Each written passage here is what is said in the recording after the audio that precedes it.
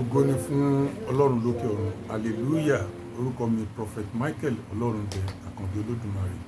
Mo dúpẹ́ lọ́wọ́ Ọlọ́run fún oore ọ̀fẹ́ àti àánú tó fún èmi àti yín tí àwọn program yìí lọ́wọ́lọ́wọ́ níbi gbogbo. Nǹkan tí Ọlọ́run kàn fi sí mi lọ́kàn ni pé kí n gbàdúrà fún gbogbo àwọn àyànfẹ́ ní wákàtí àti pé ẹ jọ̀ọ́ ẹ jẹ́ ká ṣe ọdún pẹ̀lú ìrọ̀rùn. Tó bá parẹ́ lára ó páyé lára o, ṣùgbọ́n kó má bàa parẹ́ lára, ṣe ọdún nírọ̀rùn. Gbogbo ẹnikẹ́ni tíjà bá bá lójú títì níjà ti bá ẹ, nínú ilé ni, ibikíbi tí ìjà bá ti bá ẹ, mi ì fẹ́ kó jà, mi ì fẹ́ kó bínú. Ọdún yìí ṣe ní wọ́rọ́wọ́ pẹ̀lú nǹkan tó Ọlọ́run bá fún ẹ, àbí níbi tó bá ti rí tí ó ṣe yọ̀tọ̀ mi tó o dẹ̀ béèrè níbẹ̀ tó fi fún ẹ, jókòó jẹun, má jà, má bínú, rọra lọ. Tó o bá ti rí pé o fẹ́ ṣe fàájì, má gbé mọ́tò jáde dípò pé o ò ní mọ̀ pé o ti mu ju ìgò tí ó yẹ lọ. Ẹ̀rí kò ń ṣe pọ́ tí ò dáa, ṣùgbọ́n àwọn èèyàn kan ṣe ń mú ni ò dáa. Mu ọtí dáadáa, mu ògò kan níta kó o lọ mu ògò mẹ́rin nínú ilé ẹ̀. Tó bá ti mú tán kó o lọ sùn. Ọtí ọdún là ń ṣe, ṣùgbọ́n má mu ìgò mẹ́rin níta o, kó má lọ bọ́ sódì. Lórúkọ Jésù yóò dára fún wa. Nǹkan tí mo ní kí n sọ fún gbogbo àwọn ọmọ Ọlọ́run yẹn, mo fàsìkò gbàdúrà fún gbogbo ẹni tó ń gbọ́ mi ní àgbáyé. Àánú Ọlọ́run kó bá yín, ìbùkún Ọlọ́run kó bá yín, ìdùnnú Ọlọ́run kó bá yín. Péréje tíṣẹ́jú àti wákàtí yìí tọdún máa pé ò ní kàgbákò, ò ní kàgbákò, ò ní rọ́rọ́ ẹ̀wọ̀n, ò ní rọ́rùn àkóbá àdábá, ò ní rọ́rùn àìsídẹ́ǹtì, ò ní rí bí, ò ní rí bànújẹ́, ò ní bọ́dún rìn, ò ní kú kó jìjì. Àánú tí ò wá tèrè láti January ní òpin ọdún ìṣẹ́, gbogbo àwọn tó ń bá rí program yìí tí wọ́n dẹ̀ tún fi ṣe ránṣẹ́ sáwọn ẹgbẹ́ àwọn ẹbí wọn, wá gbọ́ ọ̀rọ̀ Ọlọ́run. Gbogbo tí mò ń sọ yìí, àánú ló máa bá pàdé o. Ẹ̀rí jẹ, ẹ̀rí mu, ẹ̀rí ná, ẹ̀rí lò. Ẹni tó máa ṣe ẹ́ lóore tó máa fi ṣọdún nínú ìrọ̀rùn, ọ̀run adarí ẹ̀ sí ẹ. Ẹni tí o máa bá pàdé tó máa fi ṣọdún fún ẹ nírọ̀rùn, ọ̀run á ṣe. Tó bá ní béèrè, má jalè, má ṣe nǹkan tí ò dáa. Béèrè, tó bá ti béèrè, ò nẹ́bi lọ́wọ́ ẹnì kankan. Ọ̀run adarí ẹni tó máa fi fún ẹ.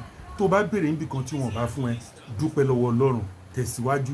O tí débi tó Ọlọ́run fẹ́ pèsè fún ẹ ni, àti pé nítorí Ọlọ́run fẹ́ pèsè fún ẹ ohun tó dáa ju bí tó wà yẹn lọ ni.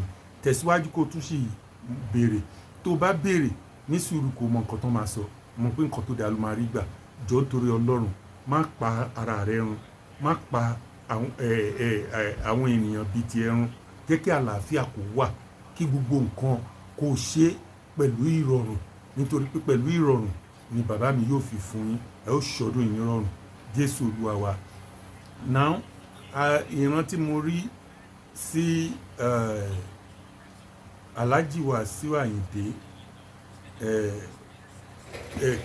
K1 Ultimate. Ọlọ́run á jẹ́ kí ìran ayọ̀ kó ṣẹ lórí yín o. Mo gbàdúrà fún yín kọ̀rọ̀. Ibi tẹ́ ẹ bá ti máa rí tó bá máa dáa, tó máa dùn, òun lẹ máa rí. Mo rí pé ẹ wọṣọ ògo. Mo dẹ̀ rí pé wọ́n gbé adé sí yín lórí. Mo rí àwọn ìyá kan, wọ́n yín mú, wọ́n kó gidá ní. Mo rí àwọn èèyàn yìí lọ́nà jíjìn kan tí wọ́n dẹ̀ bẹ̀rẹ̀ sí yìn Ọlọ́run lórí yín. So àdúrà yìí ó ṣeé ṣe pé tẹ́ ẹ bá túbọ̀ gbàdúrà, tẹ́ ẹ bẹ Ọlọ́run níbi tó ti ń gbọ́, ẹ̀tọ́ yín á tẹ̀ yín lọ́wọ́. Kò sẹ́nikẹ́ni tí Ọlọ́run bá ti fèèyàn sí bí ipò ọlá, kó wá make sure kó lò nítorí ti ẹ̀kọ́, nítorí àwọn tí ọlá yẹn tán fẹ́ búyọ lára wọn, kò ń ṣe nítorí ti ẹnìkan. Ọlọ́run ṣe ó lè gbé yín débẹ̀ o. Tó bá gbé yín dé nǹkan débi tẹ́ ipò tẹ́ ń wá, ẹ jọ̀ọ́ ẹ ṣe dáadáa. Ẹ máa rántí fídíò yìí láti bẹ̀rẹ̀ dópin. Ìpè tí mo fi sọ jáde, mi ò béèrè owó lọ́wọ́ yín. Nígbà mo sọ jáde, mi ò béèrè owó lọ́wọ́ yín. Bákan náà, mi ò dẹ̀ tí ì béèrè lẹ́yìn tí mo sọ. So tó bá yọ, ó fine. Bí ò bá dẹ̀ yọ, ó fine. Ṣùgbọ́n ẹ máa rántí pé Ọlọ́run rán èèyàn kan sí mi kí n tó di pé mo débẹ̀. Tẹ́ bá gbàdúrà dáadáa, ẹ ó débẹ̀. Lórúkọ Jésù yóò dára fún yín. Mo rí pé Ọlọ́run máa kó sínú àwọn ènìyàn. Ẹ̀rí, ẹ̀yin náà máa bá Ọlọ́run sọ̀rọ̀ pẹ̀lú ìwà tó dára pé Ọlọ́run, ìwà dáadáa lèmi máa wò. Dáadáa ni kó fún mi ṣe. Fúnra ẹ fún mi ní dáadáa ṣe. Má fi ipò mi, má fi dùn mí.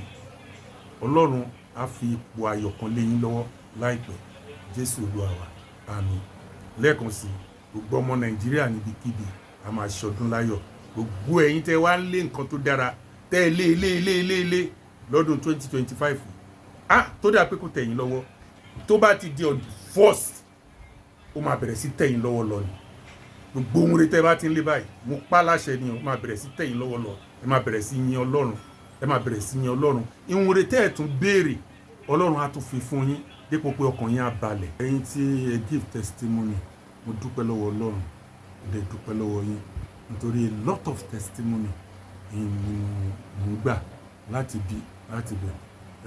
Mo rí testimony àǹtí Dóyin ní Canada tí ó sọ pé òun àti ọ̀rẹ́ òun, mo sọ pé àwọn obìnrin kan máa marry kọ́dún tó parí, òun pẹ̀lú ọ̀rẹ́ òun àwọn rí ọkọ, ọ̀rẹ́ ìlú kọ́kọ́ rí ọkọ, tú ọkọ rẹ̀ òun náà rí ọkọ. Mo dúpẹ́ o, mo dúpẹ́ lọ́wọ́ Ọlọ́run, mo dúpẹ́ tẹ̀tẹ̀ ẹ̀nẹ́mì dé pé ẹ̀ ń gbà mí gbọ́, tẹ̀dẹ̀ tún gbàgbọ́ pé àdúrà tí mo gbà fún yín pé kẹ́ lọ ná kọ́kọ́ dún tó parí. Ẹ̀yin náà rí bẹ́ẹ̀ ṣe lọ last year pé kò rí bẹ́ẹ̀, Ọlọ́run lè gbé mi kalẹ̀ láti pàṣẹ pé kò rí bẹ́ẹ̀, ó dẹ̀ rí bẹ́ẹ̀, ó máa túbọ̀ dẹ̀ra fún yín. Ọkọ tẹ́ má rí yẹn ẹ máa lóyún, ẹ máa bímọ.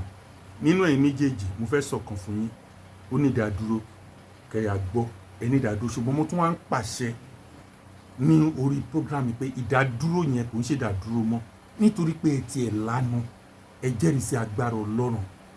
Sweetheart mi lè jẹ́, wọ́n á pàṣẹ sínú ayé yín. Ọ̀nà tó ti dí láti bímọ kọ́nà náà là, kẹ́ lóyún kẹ́ bímọ, kí marriage yín má mú wàhálà dání. Ọkọ tẹ́ wá fẹ́ yẹn bí bàbá ló máa ṣe fún yín, bí Ọlọ́run tá máa tọ́jú àwọn èèyàn bẹ́ẹ̀ ló máa ṣe fún yín. Kẹ́yìn náà má wàá ṣìwàwò, ẹ̀yin àti ọ̀rẹ́ yín, ẹ̀yin méjèèjì ẹ má ṣìwàwò, lórúkọ Jésù yóò dára fún yín. Bákan náà Sister Ṣadé nìbàdàn, bákan náà